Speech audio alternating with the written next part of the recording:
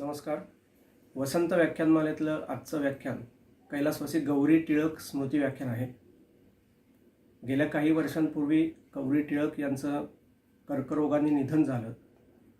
तेव्हापासून प्रतिवर्षीच्या वसंत व्याख्यानमालेमध्ये एक व्याख्यान कैलासवासी गौरी टिळक यांच्या स्मरणार्थ आयोजित केलं जातं. आपल्यापैकी अनेकांना माहीत असेल की टिळक परिवारात स्नुषा म्हणून प्रवेश केल्यानंतर कैलासवासी गौरी टिळक यांनी विविध जबाबदाऱ्या सांभाळल्या.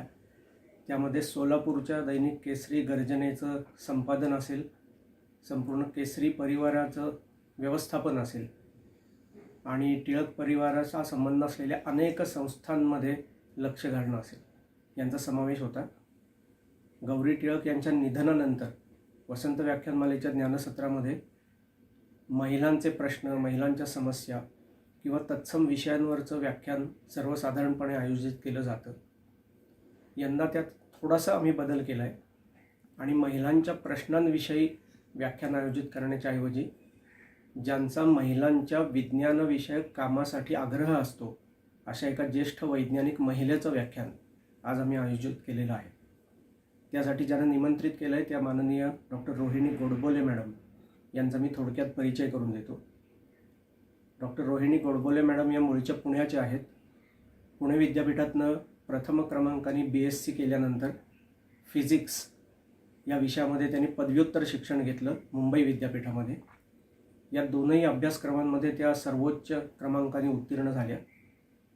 त्यानंतर त्यांनी काही काळ Tata institute of fundamental research म्हणजे TIFR मध्ये काम केलं.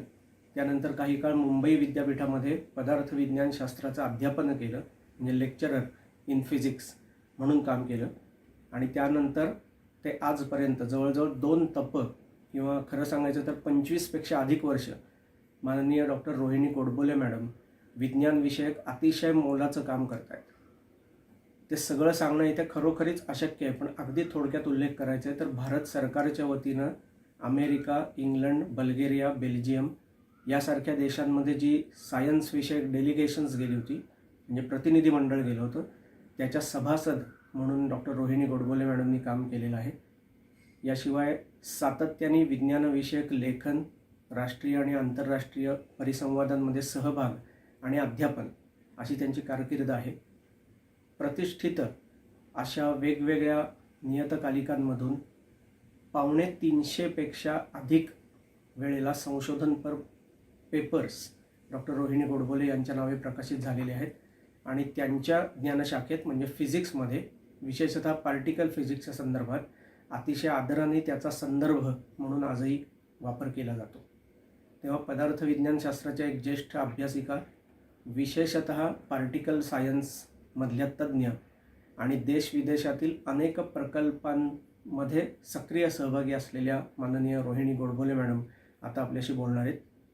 त्यांच्या परिचयाचा समारोप करताना मला फक्त काही गोष्टी सांगू देत.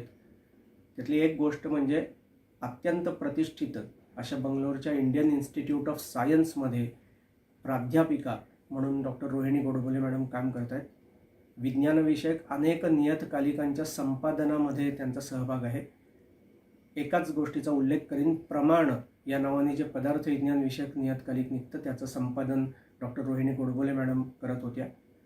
त्यांच्या या कामगिरीची दखल घेऊन त्यांना SNDT विद्यापीठातर्फे DLIT ही पदवी प्रदान केली गेलेली आहे आणि अनेक पुरस्कारांनी त्यांना सन्मानित केलं गेलं आहे. मी वेळेचं भान ठेवून फक्त 2-3च गोष्टींचा उल्लेख करीन. सत्येंद्रनाथ बोस आणि इतर अनेक नामवंत वैज्ञानिकांच्या नावाने त्यांना सन्मानित केलं गेलं आहे वेगवेगळ्या पुरस्कारांनी, ज्यामध्ये मेघनाथ साहा, सत्येंद्रनाथ बोस यांच्या नावाच्या पुरस्काराचा समावेश आहे. तसंच अत्यंत प्रतिष्ठेच्या CV रामन या फेलोशिपचाही समावेश आहे. तेव्हा विज्ञान क्षेत्रात अत्यंत आदराने ज्यांना गौरविलं जातं, ज्या आपलं विज्ञानविषयक काम सांभाळूनही महिलांचा विज्ञान क्षेत्रात सहभाग वाढावा म्हणून सक्रिय असतात आणि आपलं प्रकांड पांडित्य बाजूला ठेवून ज्या प्रसंगी शाळा महाविद्यालयातल्या विद्यार्थ्यांपासून ते सर्वसामान्य प्रौढांपर्यंत विज्ञानविषयक प्रसार व्हावा म्हणून व्याख्यानं आणि लेखन यांच्या माध्यमातून कार्यरत असतात, त्या माननीय डॉक्टर रोहिणी गोडबोले आता आपल्याशी बोलतील. कैलासवासी गौरी टिळक स्मृती व्याख्यान म्हणून होणार असलेला या व्याख्यानाचा विषय असेल महाकाय विज्ञान प्रकल्प, भारताचे आणि भारतासाठी महत्त्व. माननीय डॉक्टर रोहिणी गोडबोले. नमस्कार. नमस्कार. वसन व्याख्यानमाला समितीचे अध्यक्ष श्री दीपक टिळक, तसेच ज्यांच्याबरोबर ह्या विषयावर मी बऱ्यापैकी चर्चा केली ते डॉक्टर बेडेकर, समितीचे सर्व सदस्य, तसेच जाणते श्रोते हो. सर्वप्रथम माझा आपल्या सर्वांना विनम्र नमस्कार. ह्या अत्यंत प्रतिष्ठित व महाराष्ट्राच्या सामाजिक इतिहासाचा अविभाज्य भाग असलेल्या व्याख्यानमालेमध्ये मला बोलण्यासाठी निमंत्रण केले, याबद्दल वसंत व्याख्यानमालेच्या आयोजकांचे मनापासून आभार मानते. मी पुण्यातच लहानाची मोठी झाली असल्यामुळे वसंत व्याख्यानमाला तर मला काही नवीन नाही. खरं सांगायचं, माझी आठवण जर बरोबर असेल तर वडिलांबरोबर शिवाजी सावंतांसारख्या ख्यातनाम विद्वानांची, लेखकांची, वक्त्यांची भाषणं वेळोवेळी ऐकलेली आठवतात. एवढंच नव्हे तर वक्तृत्वोत्तेजक सभेतर्फे आयोजित केलेल्या आंतरशालेय आणि आंतरमहाविद्यालयीन अशा रानडे वक्तृत्व स्पर्धेमध्ये देखील भाग घेतलेला आणि त्यात थोडंफार यशही मिळालं होतं. ह्या सर्व गोष्टींमुळे ह्या निमंत्रणाचं मला फारच अप्रूप. यावर्षी लोकमान्याच्या निधनांची शताब्दी, त्यामुळे ह्या वर्षीच्या वसंत व्याख्यानमालेतील बरीचशी भाषणे त्यांच्या कामाशी, त्यांच्या व्यक्तिमत्वाशी निगडीत अशी आहेत. पण माझ्यासारख्या शास्त्रज्ञ बाईला ह्या विषयातली काय जास्त माहिती असणार. परंतु समाज प्रबोधन हा वसंत व्याख्यानमालेचा एक हेतू आहेच. म्हणून मी माझ्या संशोधन कार्याचा भाग असलेल्याच काही गोष्टींबद्दल समाजाशी काय संबंध आहे त्याबरोबर त्या संबंधित बोलायचं ठरवलं आहे. माझ्या संशोधनाच्या मार्गावरील वाटचालीमध्ये ज्यांना इंग्रजीमध्ये मेगा प्रोजेक्ट्स असं म्हणता येतात, अशा प्रकारच्या प्रोजेक्ट्सशी माझा बराच संबंध आला. त्यातील माझ्या अनुभवांमुळे शास्त्रज्ञांनी ह्या विषयाबद्दल समाजाला माहिती दिली पाहिजे असं मला मनापासून वाटतं. ह्या सगळ्या प्रोजेक्टसाठी देशाला खर्चही बराच येतो. तर मग शास्त्राला आणि समाजाला नेमकं ह्यातून मिळतं काय, असा प्रश्न बरेचदा विचारला जातो. पूर्वीच्या काळी विद्वानांना राजाश्रय मिळत असे आणि मग राजदरबारी असलेल्या रत्नांमुळे दरबाराची कीर्ती वाढे. आता शासनाकडून आणि पर्यायी समाजाकडून ज्ञाननिर्मितीला, संशोधनाला आर्थिक सहाय्य मिळते. तेव्हा शास्त्रज्ञांची सामाजिक बांधिलकी आणि समाजाची पण शास्त्रज्ञांसाठी असलेली बांधिलकी, या दोन्ही गोष्टींची चर्चा होणं फार जरुरी आहे असं मला वाटतं. आपण वर्तमानपत्रामध्ये बरेचदा ह्या सगळ्या मोठ्या मोठ्या प्रोजेक्ट्सवर ज्या रकमा खर्च होतात तेही पाहतो आणि पाहून थोडेसे चकितही होतो. आणि मग हे सर्व कशासाठी, असाही प्रश्न बरेच लोक बरेचदा विचारतात. ह्या प्रश्नांची उत्तरं काही प्रमाणात तरी देता यावी असा माझा या भाषणामध्ये प्रयत्न आहे. पण एक सांगायला पाहिजे, या विषयामधला माझा अनुभव, या विषयातला माझा अभ्यास सर्व काही इंग्रजीतूनच होत असल्यामुळे आणि बोलताना बऱ्याच पारिभाषिक शब्दांची गरज पडेल असं वाटतं. तेव्हा त्या पारिभाषिक शब्द वापरून मराठीत बोलताही येईल, परंतु त्यामुळे ते भाषण उगाचच अधिक क्लिष्ट होईल असं वाटलं आणि मग भाषण देण्याचा हेतू फारसा सफल होणार नाही अशी एक शंका आली. त्यातच वसंत व्याख्यानमालेचा श्रोतृवर्ग वाघिणीचं दूध प्यायला असल्यामुळे, चिपळूणकरांच्या शब्दात सांगायचं झालं तर, इंग्रजीत भाषण दिल्याने फारसा तोटाही होईल असं वाटत नाही. याबद्दलचं पुढील भाषण मी इंग्रजीमधूनच देईन, त्याबद्दल जरा क्षमा मागते आणि मला हे इंग्रजीमधून देण्याची परवानगी दिल्याबद्दल या वसंत व्याख्यानमालेच्या आयोजकांचे मी मनापासून आभारही मानते. भाषणाला सुरुवात करण्याआधी एक महत्त्वाचं बोलावंसं वाटलं. ते असं की आजच्या या विलक्षण कठीण परिस्थितींचा सामना आपण सर्वच आज करत असताना ह्या असल्या थोड्याशा एसोटेरिक ज्याला म्हणता येईल विषयाची चर्चा ही थोड्याफार प्रमाणामध्ये नुसती तात्विक किंवा ज्याला आपण इंग्रजीत अकॅडमिक म्हणू असं आहे असंच वाटेल. परंतु मला असं वाटलं की एका परीने ह्या चर्चेमुळे विचार करायला एक वेगळा विषयही मिळेल आणि त्याच्याच बरोबर जेव्हा केव्हा या परिस्थितीमधून सर्व जग बाहेर पडेल त्यावेळेला यासारख्या सामान्य नाही म्हणणार मी, यासारख्या वेगळ्या गोष्टींचा परत एकदा आपल्याला विचार करता येईल.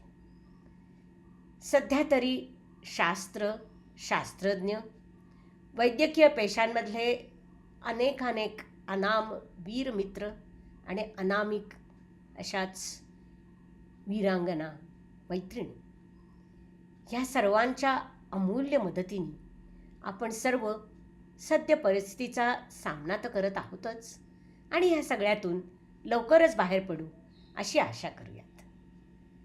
चला तर मग आता ही चर्चा संपवून मी विषयाकडे वळते. आणि हे विषयाचं भाषण करताना मी माझी स्वतःची स्क्रीन शेअर करीन. तर त्याच्यामुळे आता मी कुठेतरी एका कोपऱ्यामध्ये दिसेन आणि बाकी माझ्या स्लाईड्सचे कॉन्टेंट आपल्याला दिसतील. तर त्याच्यासाठी एक क्षणभर मला वेळ द्यावा, कारण ते स्लाईड मला सुरुवात करायला लागेल. तर माझ्या ह्या भाषणाचा विषय आहे, मी जसं म्हटलं होतं तसं, वैज्ञानिक महाप्रकल्प आणि त्यांचं भारतासाठी आणि भारताचं त्यांच्यासाठी काय महत्त्व आहे ह्या विषयावर मी आता बोलणार आहे. आणि ह्याच्यानंतरचं भाषण मात्र मी इंग्रजीत करणार आहे. So let's try to discuss mega science projects. What is the relevance of these projects for India and what is the relevance of India to these projects. So I'll begin with a few generalities.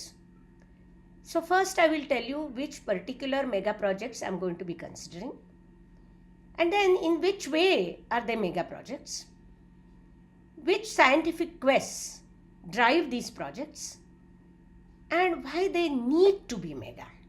And here I will focus a little bit more on the particle physics, because that's where I think I know a little bit more. Then I will give you a little historical perspective of India's participation in each one of the 4 mega projects that I'm going to discuss. And as I said, then I will come to the discussion about relevance of India to these mega projects and relevance of the mega projects to India and Indian science. And then I would like to end with discussing about some ideas how perhaps one would need to prioritize these projects. So, in general, in science, there are 2 kinds of research processes. One is basic research. Basic research is curiosity driven. In fact, historically, the development of science and technology in our society has been driven essentially by the curiosity-driven research, either experimental or theoretical. And historically, small groups were involved. Maybe if there were groups or individuals, more often than not, were involved. However, of late, the nature of some of the basic scientific queries have shifted the experiments beyond the reach of a single group or single university or a single laboratory, or even a single country.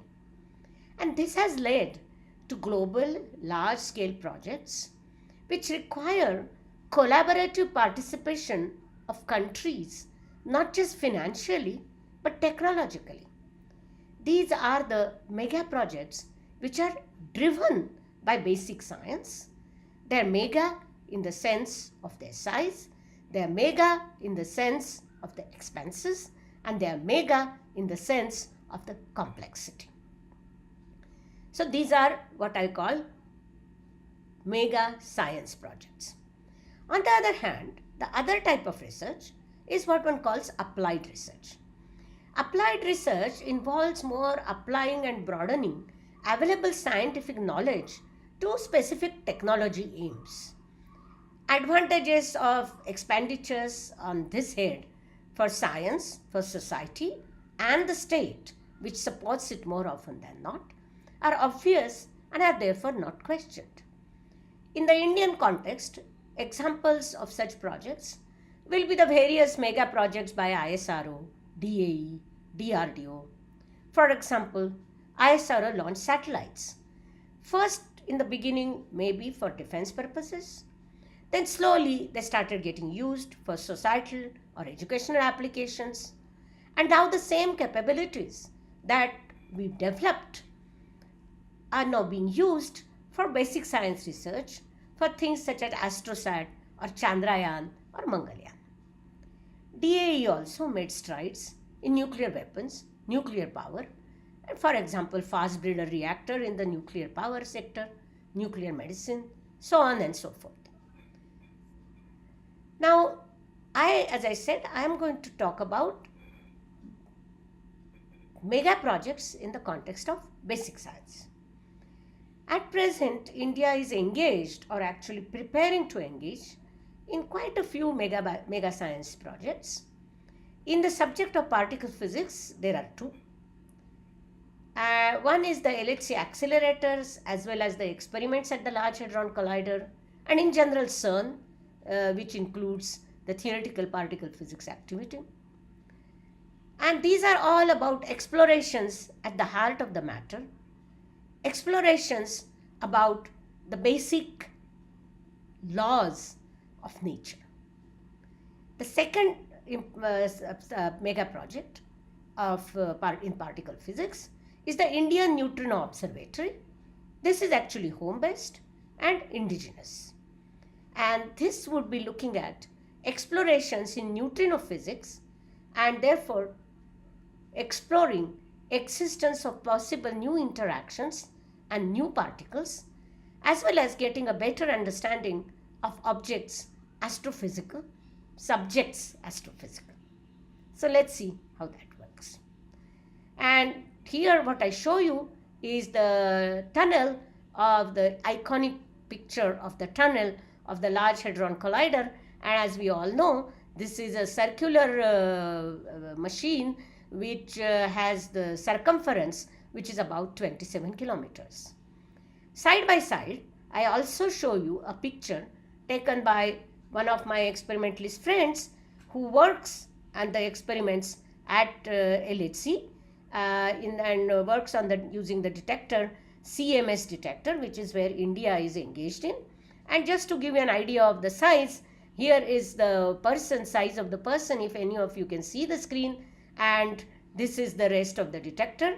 And there are many things which I can tell you about these detectors, which will tell you how this is really huge, how this is extremely complex. But this is sort of the representative complex mega project detector, and this is the complex mega project accelerator. Then the other one is INO, as I told you. This is not still running. I will give you more details as we go along. And this is the size of the planned INO detector. And as you can see, the height will be that of a 5-story building. And there will be these detector plates called RPC, which will be here. The size of these sheets is written. And with those sheets, RPC plate is going to be made. And then these RPC plates are going to be stacked with iron. And this is this planned INO detector. And it would actually sit underground, and this is the artist's impression of what the underground laboratory is going to look like. And there will be a tunnel. This will sit inside a tunnel which is about 2.2 kilometers approximately in length, and so on and so forth. Various details of this big project big planned laboratory are given here. And the slide also tells us technically what this detector experiment would do. I would try to come to that very briefly later. But this is just to again to give you a idea of the size of this project. And whereas in astrophysics and astronomy, there are two mega projects in which India is has embarked or plans to embark, either way. The one is the Laser Interferometric Gravitational Observatory, LIGO, India. And this will do gravitational wave observations and study the physics of high gravitational fields, including something that catches our fancy all the time, namely black holes. Then there is another experiment which is being planned. Again, I will give you more details later. It's called Square Kilometer Array. It's a radio telescope. And this is the next step in radio astronomy to follow, in some sense, the giant meter wave radio telescope called GMRT in India near Pune. So these are, here let me show you a picture of LIGO, again just to give you the idea of the size. This is the artist impression of what LIGO will look like, and it has been approved by the Union Cabinet on February 17, 2016. The site has been acquired and construction is going on, and this is what it will look like. And each of the arms of this interferometer are about 4 kilometers. Okay, that's what they are going to look like.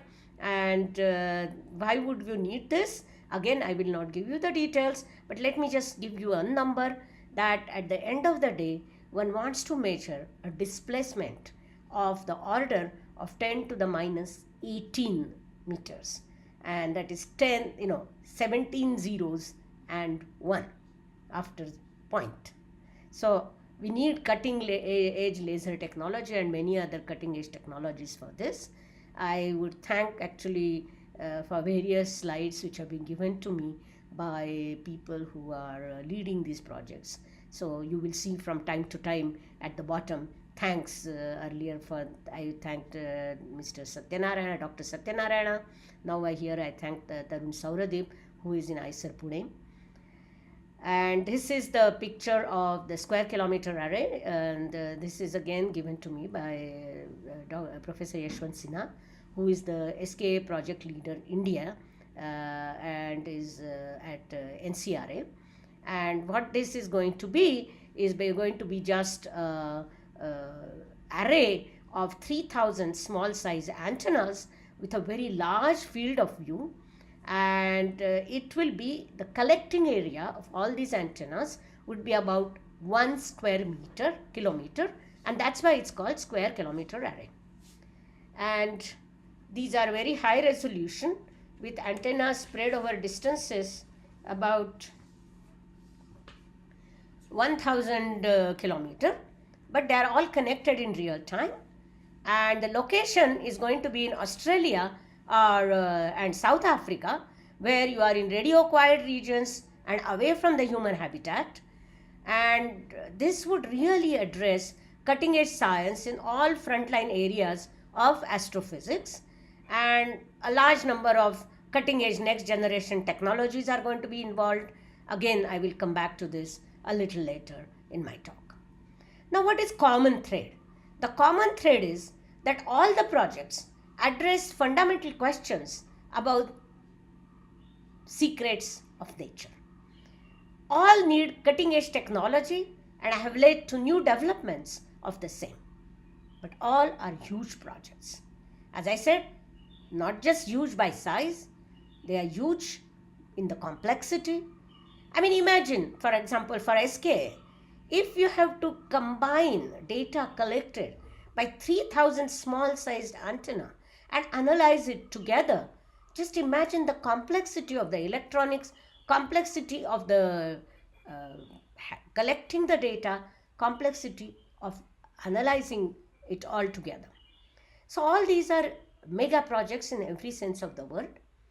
And again, as I repeatedly said, no one group, no one institute, or no one country has either the intellectual or monetary resources to go alone. Now, in each of the projects, I'm going to tell you a little more about the history of India's participation in the subject, and then the particular science that these four experiments are exploring, so that we get a little bit of a feeling about how these mega projects are in some sense a continuity of the scientific activity in these different areas that had been happening in the country. But before I do that, let me just talk in some detail about the scientific quests that drive these big projects.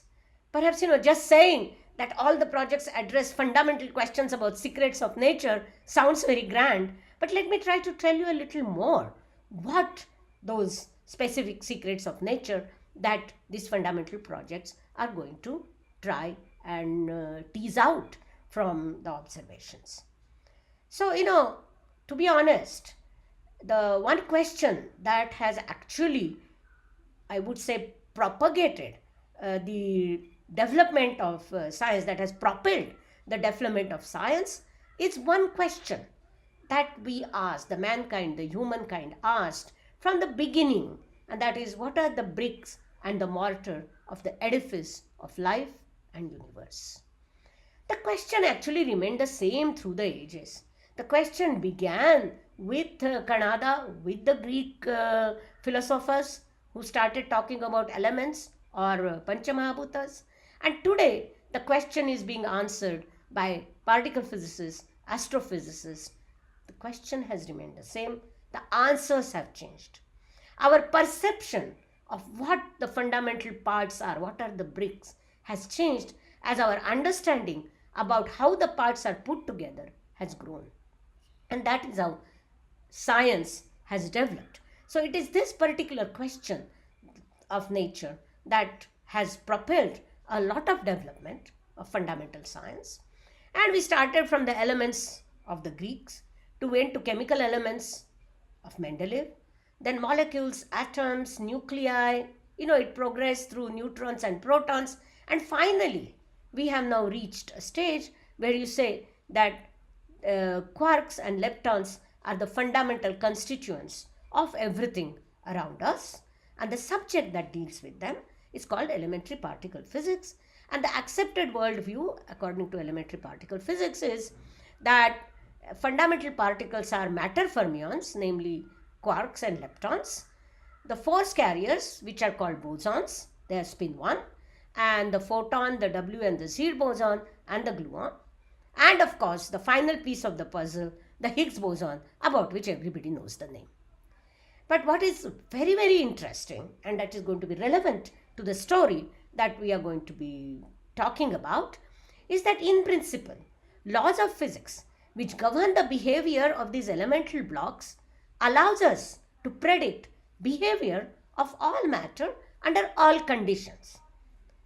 Okay, so where did the story begin? The story began with Thomson's experiment in 1897. It was a simple tabletop experiment with a high vacuum cathode ray tube. At that time, that was high technology, by the way, and that was the only reason, because his vacuum was very high in his vacuum tube. He was actually able to discover the electron, and this is when the electron was born in 1897 in a very simple small experiment. Then things move along, and Rutherford scattering experiment, about which many of us will learn in school, colleges, in 10th or 12th, which actually shaped the physics of the century. And this experiment was done in 1911. And it was a very simple experiment. There were radioactive particles which created alpha particles, and these alpha particles were scattered from this thin gold foil, and the ones that came out at different angles were actually counted by moving this detector combination of the zinc sulfide screen. The zinc sulfide screen gave scintillations when alpha particle hit upon it, and the microscope was able to count those scintillations. And what happened was that most of the alpha particles went undeflected, but some rebounded. And using the knowledge of classical mechanics and electrodynamics, which was known then, Rutherford concluded from this that atom has a point-like nucleus. Now this was again an experiment in a small room, as you can see, a microscope and a zinc sulfide screen, which was just moved around the room as necessary. But as one wanted to look further and further, deeper and deeper inside the matter, you actually needed higher and higher energy particles. Why? Because the higher and higher energy particles it's like this. If you take a microscope, you increase the resolving power by lowering wavelengths. How do you lower the wavelength? By increasing frequency. How do you increase the frequency? By increasing the energy. So here you can see that one requires therefore higher and higher energies to probe smaller and smaller distances, and therefore the subject of elementary particle physics became almost synonymous with high energy physics. And this is where I have kind of given a meter stick to show you that if we want to look at the galaxies, indeed these are those radio telescope that we are going to talk about at some point.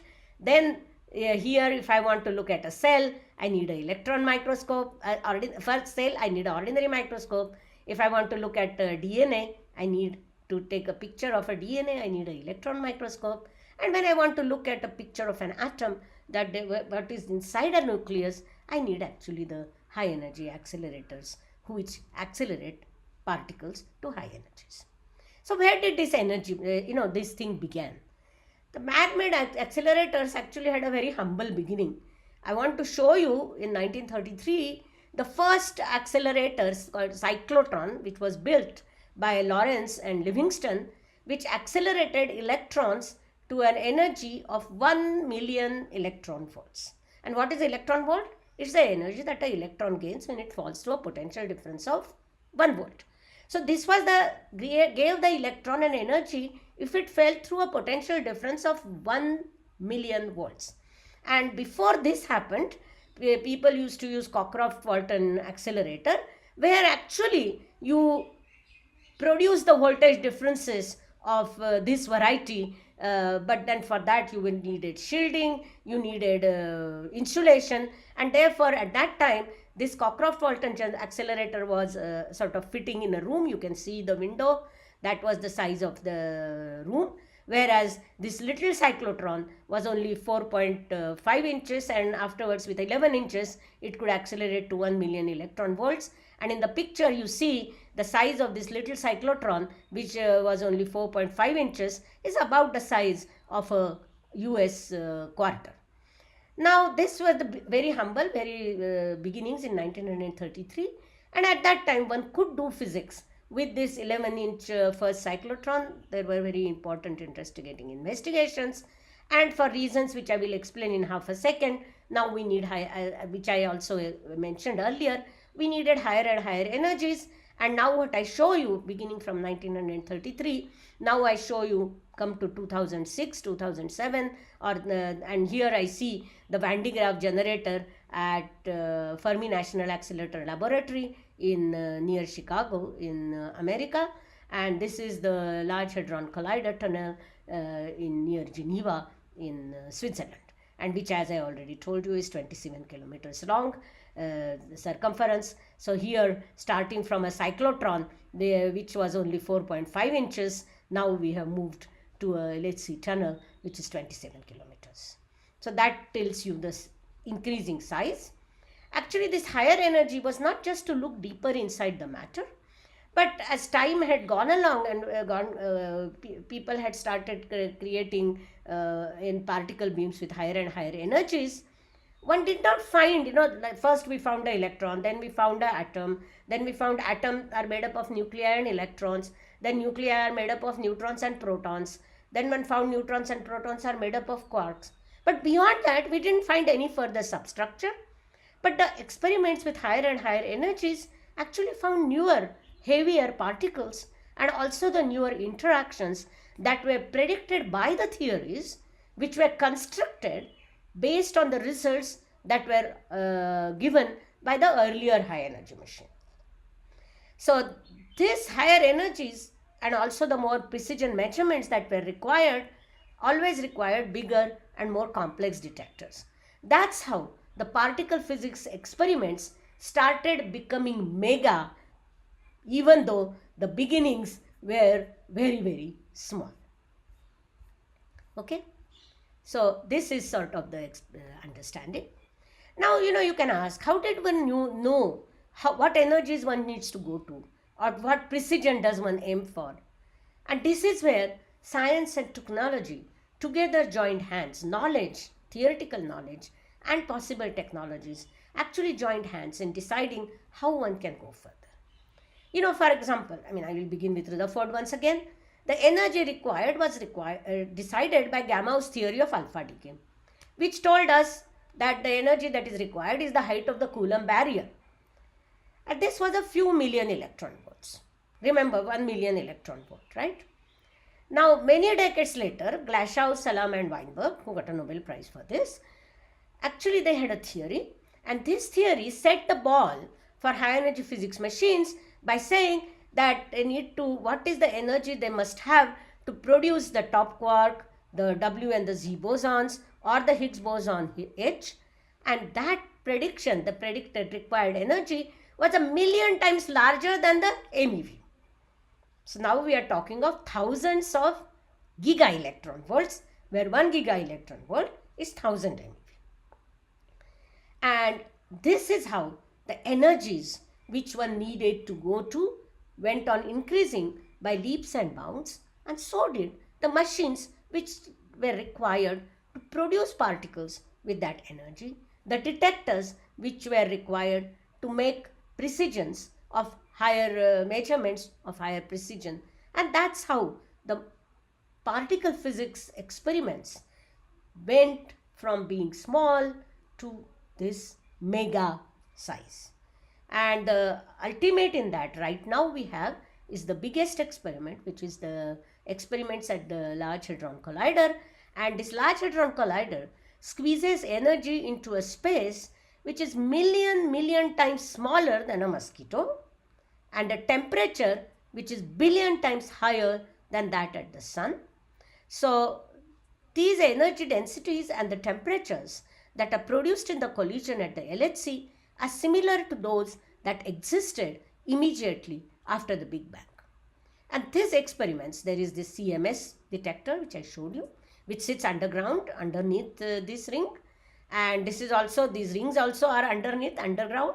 This is just the artist's picture, and this is the second detector called Atlas, and there are two more detectors, but at the moment I'm not going into it. And India participates in CMS detector as well as in the experiments performed with the ALICE detector.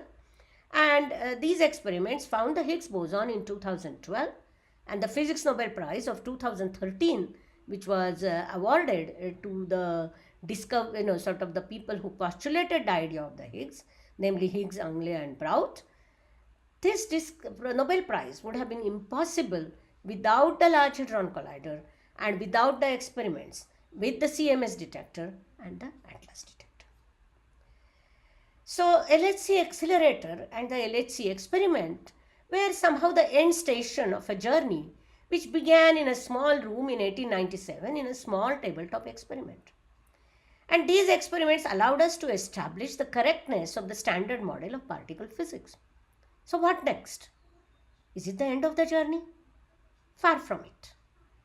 There exist many observational reasons, some in the world of particle physics and some in the world of cosmology, which indicate that physics which talks about particles and interaction beyond those that are present in the standard model must exist. Now, somebody who is listening to me will say, where did the cosmology come in suddenly in between? Answers are very simple. Because I already alluded to it, that the basic laws of physics which can explain the behavior of matter, those laws that we sort of investigated and that we investigate at the Large Hadron Collider, for example, the same laws can in principle explain the behavior of matter of all shapes and sizes. What happened at the beginning of the universe? They are operative then. They were operative then, and they are also operative at cosmological and astronomical distance scales. So these laws of elementary particles, which govern the behavior of objects at the heart of the nuclei of atoms, are actually able to tell, not just in principle, but in practice, about what happens at cosmic distances. What is a cosmic distance? Millions of parsecs. And what's a parsec? It's about 200 times the Earth-Sun distance. So the size of a nucleus, remember, is 1/10 of a billion centimeter. And electron size is less than the billionth of a meter strip. And the funny part is that the laws of physics at these distance scales have in it to provide an explanation of our answers to very deep questions, such as why do we exist? Or less dramatically, why does our universe contain much more matter than antimatter? Why does most of the matter in the universe not shine? Why is the universe accelerating? And these laws, along with knowledge of astrophysics and along with knowledge of other physics, are essential to be able to give an answer to these very fundamental questions. And this interplay of micro and macro distances actually drives the understanding of the physics at the heart of the matter. And that is why cosmology comes into picture. And wonderful as Standard Model is, it is not able to offer us an understanding of many observations. The observations in the world of particle physics is about, for example, we have direct evidence of non-zero neutrino masses, the Physics Nobel Prize of 2015. And INO, for example, is an experiment which will try to address this subject. We have found a light Higgs boson at the Large Hadron Collider. To theorists, it kind of poses some puzzles. And this discovery, as we already know, got the Nobel Prize in 2013. And the further experiments at the Large Hadron Collider or the International Linear Collider would actually try to answer this puzzle. We feel the force of gravity, but we do not have what we call a quantum description of gravity.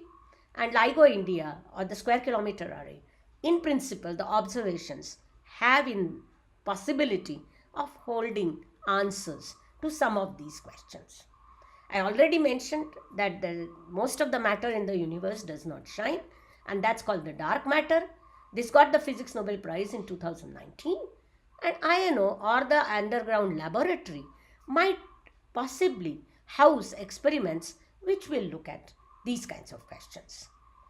For example, we do want to understand why matter dominates, and we have a qualitative understanding, that is physicists, particle physicists, but we don't have a quantitative understanding. And the experiments at the Large Hadron Collider or the experiments at the INO will in fact have the possibility of holding an answer to these questions. Then there is, we know that the entire universe is accelerating. This was the Nobel Prize of 2011. And LIGO India or SKA might provide us a glimpse into what are the possible reasons for this cosmic acceleration.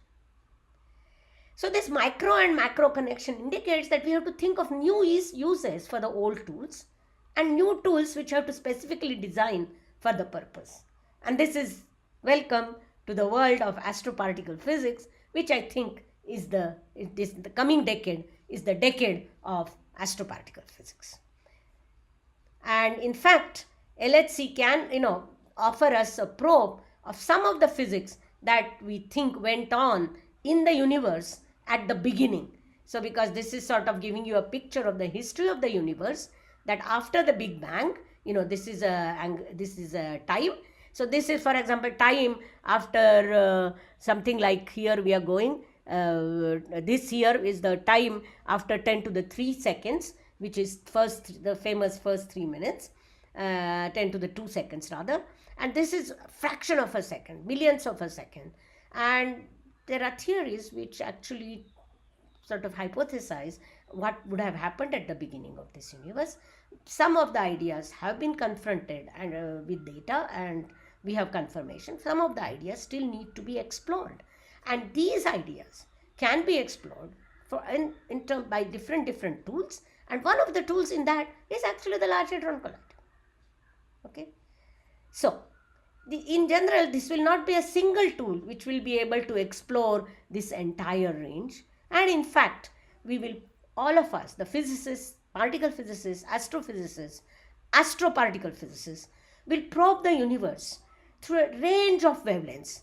In the optical, let's say in Hanley telescope in India, in north of India, radio telescope, which is GMRT or upgrade of GMRT or SKA, gravitational, which is LIGO India, or neutrino experiments such as INO, and the colliders such as Large Hadron Collider or the International Linear Collider.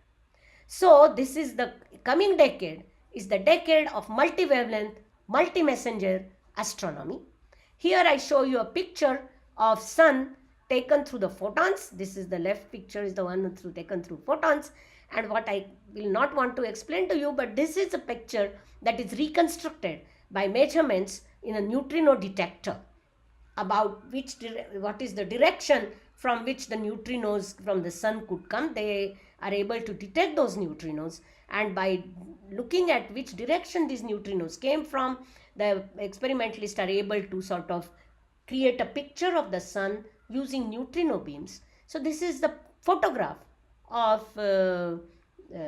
sun taken via neutrinos, and they look pretty similar size, so we can be convinced that we are looking at the same object. So this is, as I said, the era of the multi-wavelength and multi-messenger astronomy, and these are the these questions that I have written here. In fact, these questions, these are the scientific quests that are indeed driving the experiments such as LIGO, SKA, and INO.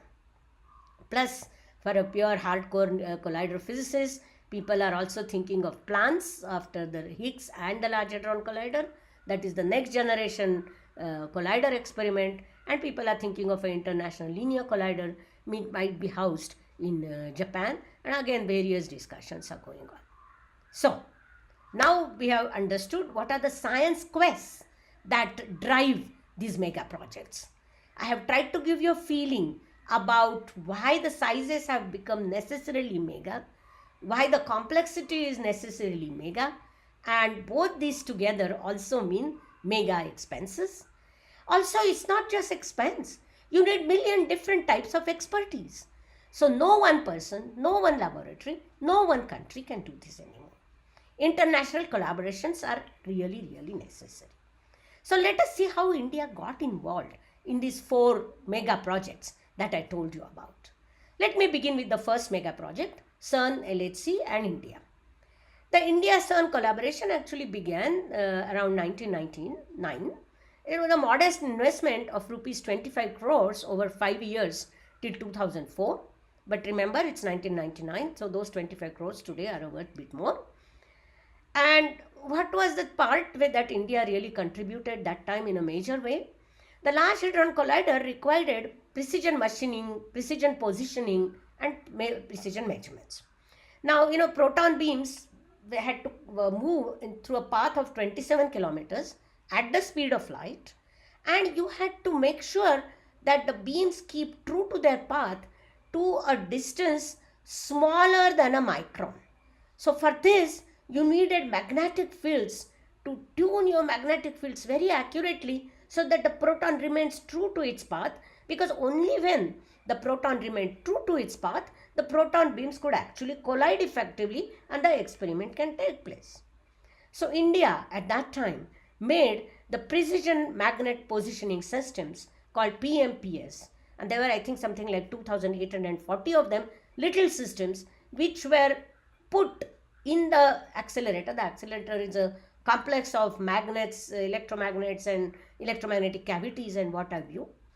And this contributed to this precision motion of the protons in the LHC tunnel. India actually also participated in building the CMS detector, and as well as the ALICE detector, and of course in taking data and analyzing it, and then theorists like me working on the physics, that theoretical aspects of questions that are being asked and these experiments. In fact, India was invited to be an observer at the CERN Council as a result of these important contributions of Indian engineers and Indian scientists. And for the last few years now, India has become an associate member of CERN and has a representation on the CERN Council. But for this now we pay into CERN expenses a small fraction. So how much have we spent? Let's just understand in the 20-year period, 1999 to 2021, roughly about 210 to 250 crores overall on the LHC and the experiments, and 60 crores per year for the associate membership for the last 3 years. And also remember that CERN not only has LHC experiments but also nuclear physics experiments, and some of which India actually participates in, as well as India participates in the future accelerator development programs at CERN. And so somehow this sort of gives you an idea that if I were going to say that there are 140 crore Indians and there is 250 crores rupees that have been spent over a period of 20 years, it's 2 rupees per person of Indian population over 2 years. So when you look at it that way, you get some perspective of what these big numbers really mean. Let me talk about the second mega project, INO. The 2015 Nobel Prize actually celebrated the fact that particle physicists had all along known, namely non-zero masses of the neutrinos herald new physics, particles and interaction beyond the standard model of particle physics, and therefore particle physicists had been planning and performing experiments, intense experiments, with intensely involved in experiments with neutrinos. The subject also had received a lot of theoretical attention, and worldwide, in fact, there exists a number of international collaborative neutrino experiments. Actually, experiments with neutrinos are particularly difficult because they would pass through the entire Earth without interacting, depending on its energy. So therefore, if you want to detect these neutrinos, you require huge detectors. And actually these neutrinos are in nature over a range of energies, and they are just produced naturally. But we will not go into that. This is just to tell you that neutrinos are there everywhere. Okay, they are produced at nuclear accelerators, they are produced at particle accelerators, they are produced in the atmosphere, they are produced in astrophysical origin, in the astrophysical objects. They are produced, of course, in the sun. They are produced in the supernovae. They were produced in the cosmic Big Bang. So now you see, neutrinos are this typical astrophysical object which can look at everything, all the time scale of the history of the universe that I showed you in that wonderful plot. That's why experiments with neutrinos are so important. As I said, they appear in nature, they appear everywhere, they are in large in numbers. Just to tell you, through your thumbnail, every second, about 65 million neutrinos pass, which are coming from the sun. But they don't do a thing to you, and they are also really, because of that, they are invisible. So they are almost, like they almost wear Harry Potter's invisibility cloak. So just to give a more serious idea, that if you had 100 trillion now neutrinos per second, and they are hitting a human body, a human of the usual 5-meter height or whatever have you, there will be one interaction in every 100 years. And with the same number of neutrinos hitting these big neutrino detectors, you can get 300 interactions per day, and that is why you need this huge detector that I talked about, which is 5-story big. So it's really a waiting game, and India has been actually a part of this waiting game since long. And what happens, however, experiments with neutrinos are difficult on 2 reasons. Not only because they require huge detectors, but also because many other things happen in a detector other than just the neutrino interactions. and they happen at much higher rates. So you have to actually get rid of those other things. You get rid of most of the higher other things by going deep underground, under the rocks, which means that you have to, have excavate. And one of the first detector that India had on neutrinos was in the Kolar gold mine, not too far from Bangalore, where I am right now, in 1965. And one of the first detection of atmospheric neutrino was done in this detector. So this particular picture that I'm showing you, I don't want you to look at it in great detail, but this is just to tell you that there are many layers to the activities that the INO detector is planning. The Indian Neutrino Observatory is our own Indian indigenous neutrino project. It uses a technology with magnetic fields which is not used by other detectors worldwide. And the proposal right now that is sanctioned is for 1500 crores for a period of 10 years. And only 100 crores have been used for the initial R&D, building a prototype which is running and is actually taking data. The physicists have worked very hard and shown that they can build the detector they want, and they can achieve the goals of the determination of mass hierarchy of the 3 different types of neutrinos, and also study a phenomenon called CP violation. These are theoretically extremely interesting quantities and perhaps hold a solution to the matter-antimatter symmetry problem. They can perhaps provide us with an answer to the question as to what causes the matter-antimatter asymmetry. But what is very disheartening is that the problems that have been having and the obstacles that they are in their paths. At present, the experiment is waiting for the last clearance from Supreme Court. The National Green Tribunal had cleared it at the end of a very, very long story, which I don't want to tell you. But that clearance has been now appealed against. The experiment has lost actually important time, and we hope that it can start very soon and start doing interesting physics. This is where the scientific temper and the scientific maturity of a society is actually required. I want to just quote one quote which I have heard and which is somewhat, I'm sorry to say, and I do not want to use an unparliamentary word, but which is strange to say the least. One of the persons who opposes this project says he will not let a single neutrino enter Theni, which is where this detector is supposed to be placed underground, not realizing that there is no way any of us can stop the neutrinos from moving around, and nor do they cause any harm, nor are they radioactive.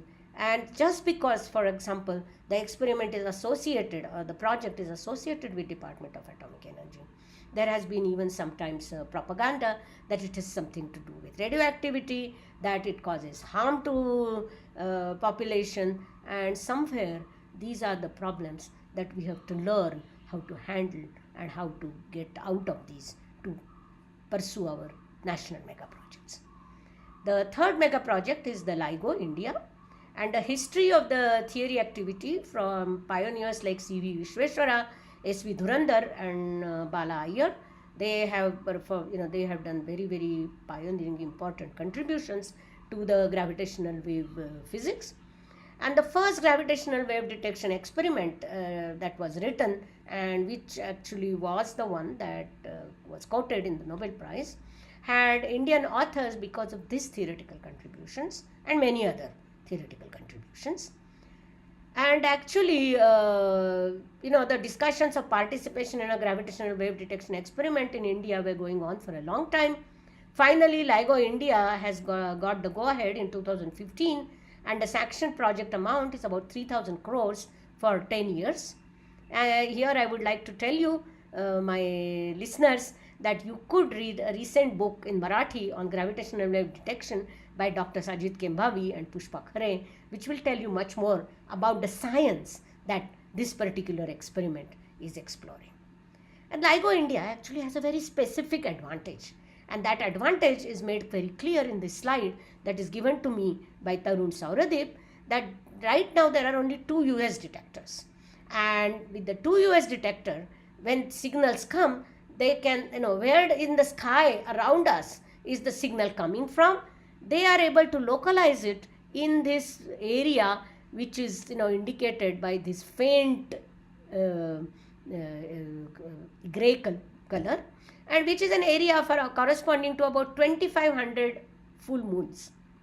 Whereas once LIGO India joins, because of the geographical position, LIGO India would actually reduce this uncertainty or the accuracy of the determination of the position where the source is in the sky of the gravitational wave to only 20 full moons. That will go from 620 square degrees to 5 square degrees. So this is going to be 2 orders of magnitude better detection of the position of the gravitational wave source. So indeed, India LIGO has a very distinct, future for the contribution that it will make. I will not want you to look at this, but this is just to tell you that this gravitational wave detection contribution is not the only thing that this experiment will do. The experiment has enormous potential and enormous possibilities. The last mega project that I want to talk about is the SKR, the Square Kilometre Array. And as I said, radio astronomy in India has had a very bright and very powerful history. The Giant Meter Wave Radio Telescope, GMRT, which was built near Pune, which was built between 1981 and 1998. Its architect was a famous radio astronomer, Dr. Govind Swarup, who unfortunately passed away only the last year. And this was for about 50 crores spent over 20 years again. And it has delivered exciting, important science. International scientists come and buy time to do experiments with this facility. So it has indeed established the credentials of the Indian astronomers, radio astronomers in this field internationally. There has been an upgrade of GMRT, which has cost about 100 crores. And actually, now Square Kilometre Array, in some sense, is the next natural extension of these kinds of experiments. And right now, it's much bigger, as I already explained to you. And we have got, these people have got about 70 crores in 7 years for developmental work. And in this, during last 7 years, they have contributed and actually developed the brain of the system, as it were, what is called the telescope manager system. When the experiment runs and India become a member, India will be responsible for the running of the telescope and will play an important role excuse me, in the data analysis. This will provide enormous developmental opportunities to the young for artificial intelligence and machine learning. And due to the experience of GMRT and upgrade of GMRT, the Indian community is going to be very well placed to reap giant physics dividends. And this is just to give you a small sense, but again, I don't want to look at this slide, just like I didn't want you to go through the details of the earlier slide, but again to show you that this will be able to image directly the earliest structures in the universe. So remember that big thing that I showed you about the history of the universe? SKR will be able to help us to look at what happened in the life of the universe in the very early times when various structures were being formed. So really the science goals and the science quests of all these 4 mega projects cannot be, undervalued. But now we come to the next question that I said. What is the relevance of India to these mega projects? Okay. In absolute terms, yes, these are fantastic scientific quests. Now, these mega projects are endeavors to seek answers to fundamental questions. And one can see that the Indian scientific community has earned its place in these mega projects because they have contributed in many different ways to the projects that have led to these projects or the physics that these projects are going to explore. And I think these mega projects, the Indian scientific community needs actually what I call the Rajashraya, the support from the state to take that rightful place in this very important scientific activity which is global. The community has made important contributions in the area, as I already told you. The GMRT has been the pathfinder for the SKA. Theories have made pioneering and important contributions to the subject of gravitational wave detection. And particle physics community has actually can boast of one of the earliest detection of the atmospheric neutrinos in the Kolar Goldfield experiments, Kolar Gold mine experiments.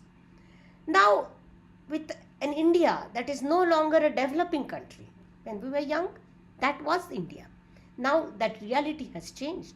And India, which has both the intellectual and the technical and also the financial capital, India should take its rightful place on the world scientific scene.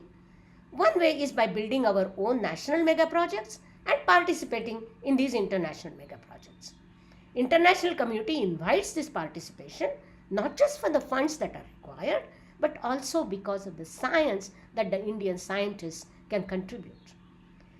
In this context, let us just remember that the human resource in R&D per million in India is only 200 to 300 compared to countries like USA and China, where it is 4,500 and 1,500 respectively. I've taken these numbers from UNESCO Statistics Institute in 2018. They might be slightly different in 2021. So the development of trained scientific human resource is an extremely important thing for countries' progress on all fronts. And these mega projects will provide the focal point for this training. Mission-oriented projects can always do this much more easily. So that is one of the relevance of the mega projects for India. Now, for example, let's take the example of LIGO India. LIGO uses laser technology. Can this laser technology be used somewhere else? Is it essential somewhere else? And you will find there are millions of things. There is a potential technology spin-off in quantum computing, in quantum key distributions, which is for secure communications. There is new ground for optics and communication technology in India that can be broken. For basic sciences, cold atom experiments can be done. Precision force measurements can be done. So you see that there are lots of exciting possibilities of physics that one can do once one has access to this high precision laser technology. And this has a high potential to draw the Indian future scientists, the young students, typically interested in theoretical physics, because these things such as precision force measurements, cold atom labs, quantum computing are all more theory oriented subjects. But I think these brilliant theory minds will actually get attracted towards experimental science because of this wonderful opportunity. Then, there is always a technology gain in these mega projects. The biggest example I can give you is the World Wide Web. The World Wide Web was invented at CERN by physicists to exchange data. And I don't need to tell you how it has changed our lives forever. I mean, just imagine this, that if we didn't have the World Wide Web, I can't even begin to think how we in the world would have coped up with the pandemic that is still going on and has been going on for the past year. So this World Wide Web was a gift of particle physics to society. Then there is a development of imaging crystals which particle physicists did, but which has led us to the PET scanners, which are very useful. Development of electronics in magnetic field, which the particle physicists needed to make their precision measurements. Now that has led to the development of new scanners which will combine advantages of MRI scan with a PET scan. For example, due to India's participation in experiments at CERN, Indian groups have developed indigenously data acquisition chips, which were actually used on those experiments also. But these data acquisition chips can find the application in many other places. Sometimes there has been actually technology gain even from esoteric basic sciences. And the best example is the general theory of relativity, which is essential for GPS to work well. Or there is a famous example.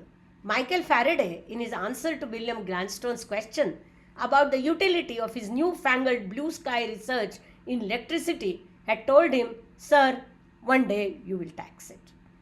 Or for example, development of semiconductors, lasers, which have completely changed the technology we use. All these were discovered in curiosity-driven research. Formal developments in number theory, formal developments in quantum mechanics, they were useful today for the development of quantum information and cryptology, which in turn require the laser technology that I just now told you about. Sometimes the time gaps are large. Not every fundamental theoretical development will lead to the application for mankind and society, but there is a definite interaction. And according to, I like the words of Rolf Hoyer, who was the former CERN DG, who said that governments often, or societies also, I would say, speak of basic science and applied science as if we have a choice. But we don't have a choice. The two form part of a circle that we interrupt at our own peril. We need both if we are to lay the foundations for our future prosperity, and we need to ensure that knowledge is shared between basic and applied. My own thoughts I want to give. Pure research by our colleagues, biology colleagues, in coronaviruses was now extremely useful, as they were able to translate it into vaccine development in these difficult times. Of course, the country doesn't have infinite resources. So far, as I tried to give you, the Indian participation in these mega projects was actually driven by personalities, driven by people who contributed to an area, who built the own, for example, people like Professor Govind Swarup, who built the not little, but compared to SKA, the GMRT in India, or the particle physicists who participated in the experiments at CERN when they were not contributing to the accelerator or to the detector, but they were contributing to data taking and analyzing the data. But now perhaps time has come where, as a country, we will have to develop processes where scientific community can set priorities, and also arrive at what are the minimal needs of the scientific community, which will be consistent with the relevance of the mega projects for the scientists and the relevance of the mega project to the Indian society, to the Indian science processes. Japan and USA actually have such systems in place, and actually the India's discussion of S&T expenditures under various plans, and also now the S&T policy STIP 2021, have always included a discussion on mega science project for these reasons. And now I'm happy to tell you that the next steps are being taken about figuring out how to prioritize this, and I sort of might be able to play my small role in this if various things allow me. So I just want to end with this, that we all hope that the adventure will continue.